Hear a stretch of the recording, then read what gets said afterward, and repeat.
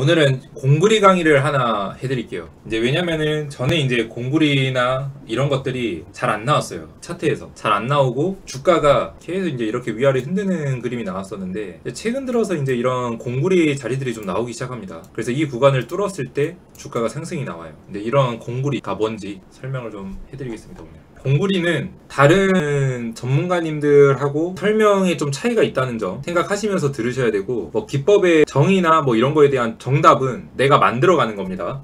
그래서 이제 제가 생각하는 공구리는요, 이평선 아래 또는 근처에 있는 박스권을 얘기합니다. 그러니까 한마디로 바닥에 있는 박스권이에요. 그리고 박스권을 이룰 때 중요한 포인트가 뭐냐면은 고점과 저점이 3번 정도의 지지저항이 이어져야 된다. 이렇게 보시면 될 것 같습니다. 그러니까 뭐냐면은 이 1년선을 기점으로 해서 여기는 박스권인데, 이 박스권을 이룰 때 이 가격대를 유지를 해야 돼요. 이게 정말 중요합니다. 여기서 주가가 이렇게 놀아야 돼요. 이게 박스권이에요. 근데 이제 보통 초보자분들이 가장 많이 하는 실수 중 하나가 뭐냐면은 이평선이 여기 있고 차트가 막 이렇게 왔다 갔다 하면은 여기다가 임의적으로 그냥 끄어버려요. 박스를 이렇게 대충 그냥 이게 박스겠거니 하고 그냥 끄어요. 근데 그게 아니라 대략 한 3번 정도는 부딪혀야 돼요. 저항이 올라왔을 때 밀려야 되고 지지자리에 올라왔을 때 반등이 나와야 돼요. 이게 한 3번 정도 반복을 하면은 이게 박스권으로 연결이 됩니다. 하나의 매물대가 형성이 되는 거예요. 근데 생각을 해보세요. 이 박스권이 바닥에서 나왔다. 이 박스권을 다른 말로 뭐라고 한다고요? 매물대라고요. 이 매물대라는 거는 우리가 배울 때 어떻게 배워요? 주가가 크게 상승했을 때 저항으로 배우죠. 저항 구간으로. 근데 얘가 지금 어디에 있어요? 저점에 있죠. 매물대가. 그렇다 보니까 얘는 이 저항에 맞을 일도 없고 여기를 돌파하는 순간 뭐가 돼요? 매물대의 돌파가 돼버려요. 힘이 셀 수밖에 없겠죠. 그래서 이 공구리가 나왔을 때 돌파를 하면은 주가가 급등이 나오는 거예요. 그러면 이 공구리를 기점으로 해서 주가가 상승이 나올 수가 있겠죠. 그래서 이제 오늘은 이 공구리가 뭔지 차트상으로 한번 배워볼게요.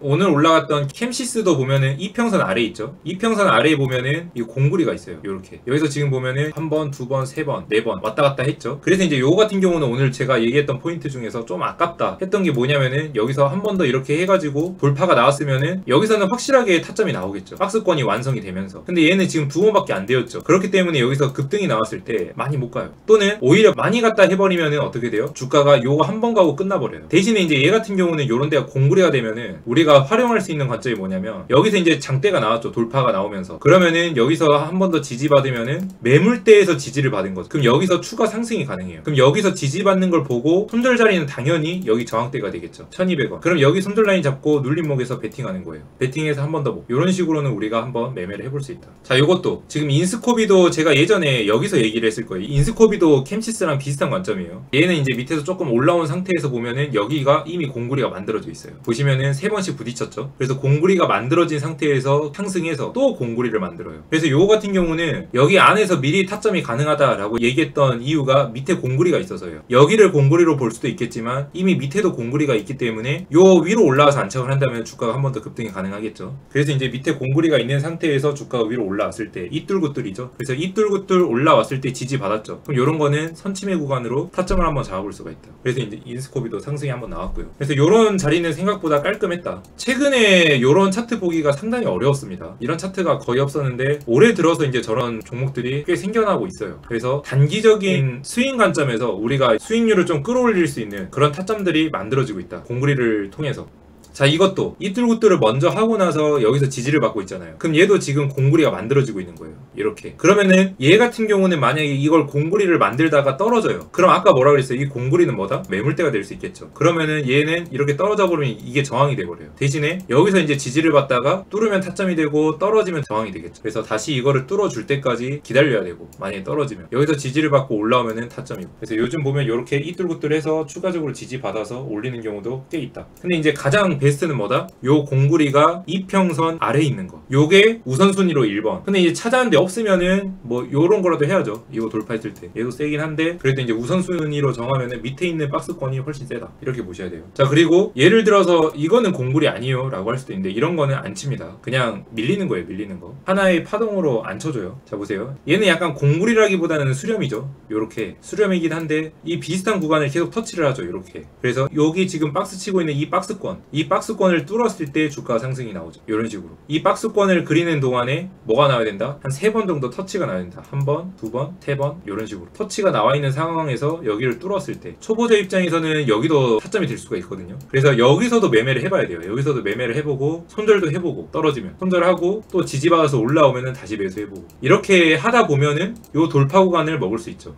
근데 이제 여기서 주의해야 될 건 뭐냐면은 이 박스권을 아무 데서나 찾는 게 아니고 오늘 제가 알려드리는 건 공굴이죠. 이 공굴에 대한 기준은 뭐다? 박스권이 이평선 근처에 있어야 된다. 이게 포인트인 거예요. 오늘의 핵심은. 그래서 여기에 있어야만 여기 타점을 잡는다. 왜 그럴까요? 왜 이평선 근처에서 공구리를 쳐야 되냐면은 공구리는 뭐라 그랬어요? 저항이라 그랬죠. 저항이 이어지다 보니까 이 박스권은 뭐라 그랬어요? 매물대라 그랬어요. 그죠? 근데 우리가 나중에 따로 배웠을 때 이격도가 벌어지면 이격을 좁힌다 그랬죠. 근데 이 공구리라는 거는 우리가 눌림 매매를 하는 게 아니라 돌파 매매를 합니다. 이 돌파 매매를 한다는 거는 매물을 뚫을 때 고점에서 타점을 잡는다는 건데 이 공구리가 만약에 여기 위에 있어요. 근데 이 공구리를 뚫어가지고 여기 타점이 나와요. 그럼 여기서 들어가면 어떻게 돼요? 이격이 벌어져 있는 구간이죠. 이격이 벌어져 있기 때문에 떨어졌을 때 세게 떨어질 확률이 엄청 높겠죠. 그럼 대응이 안 된단 말이에요. 그거를 방지하기 위한 거예요. 그러니까 여기서 이평선 근처에서 산다는 거는 더 이상 떨어질 자리가 거의 없다라는 소리예요. 근데 그 바닥 구간에서 박스를 쳤다? 저점에서 매물이 생긴 거기 때문에 저점 근처에서 공구리를 찾는 거예요. 왜? 돌파 타점이라서. 아시겠죠? 그래서 여기도 마찬가지죠. 이 박스권이 위에 떠있는 상황에서 돌파가 나왔으면 고민을 해야 돼요. 근데 지금 이평선 근처기 때문에 그냥 여기 손절 라인 잡으면 되죠. 여기만 이탈 안 하면 가는 거죠. 그러니까 박스권 뚫었네 타점. 좀 마음 편하게 매매를 할 수 있다는 거예요. 그리고 생각보다 이격도가 좁혀져 있는 구간이라서 부담스럽지도 않고 생각보다 승률이 높아지죠. 그래서 이평선 근처에서 공구리를 찾는 거예요. 자, 얘도 지금 보시면은 이쁜 공구리 아닌데 지금 위에 부딪히고 밑에 위에 부딪히고 밑에 하면서 살짝 공구리를 만들어가고 있죠. 이렇게. 그럼 얘 같은 경우는 여기서 바로 이렇게 뚫으면 안 되고 좀 더 이런 식으로 이렇게 자리를 좀 더 만들어서 올려주면 좋겠죠. 이런 식으로. 그래서 이제 이렇게 이제 공구리 나오면 요건 뭐예요? 골파기 있고 올라와서 박스권. 요걸 이제 우리가 하일이라고 하죠. 그래서 이렇게 이제 자리가 만들어지면은 이뚤구뚤 했을 때 여기 타점 잡으시면은 쉽게 먹을 수 있다. 횡보가 좀 더 나와야 돼요. 이런 애들은.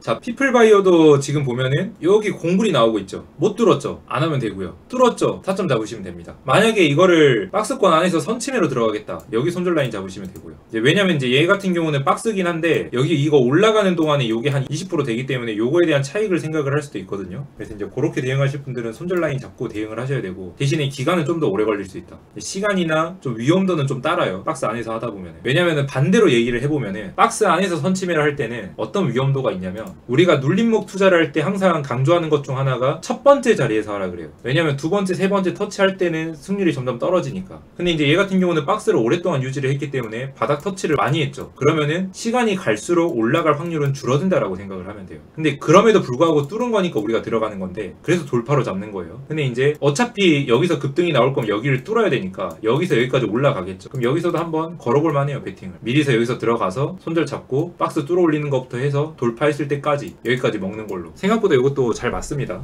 투자할 때 보면은. 이제 본인 입맛에 따라서 하시면 되고요. 자, 여기도 지금 보면은 주가 밑에서 딱 지지받고 올라와서 박스 만들죠. 이게 공굴이에요. 그래서 이거 공굴이 뚫을 때 급등. 여기 이제 타점이 나오면 좋은데 바로 밀어 올리는 구간도 있어요. 왜냐면 돌파 구간이니까. 돌파할 때는 항상 수급이 터져야 되고 힘이 세야 되죠. 그렇기 때문에 타점으로 마무리 지을 수도 있겠지만 바로 이제 돌파하자마자 바로 급등이 나오는 경우도 있어요. 그래서 이제 이런 거는 이제 우리가 단타 하시는 분들. 그래서 내가 만약에 단타하는 사람이다. 근데 일봉을 보니까 공구리를 치고 있는데 오전에 수급이 쏠려요. 그럼 이제 이런 걸로 우리가 단타를 한번 해볼 만하겠죠. 그렇게 해볼 수도 있고. 자, 요것도 지금 보면은 이평선 공구리 딱 있죠. 이평선 아래 공구리 있고 돌파 있죠. 타점. 급등. 딱 맞죠? 간단하죠?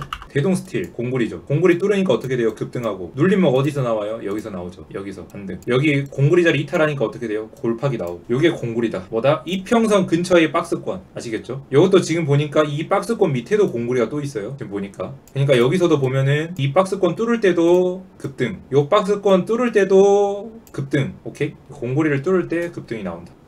아시겠죠?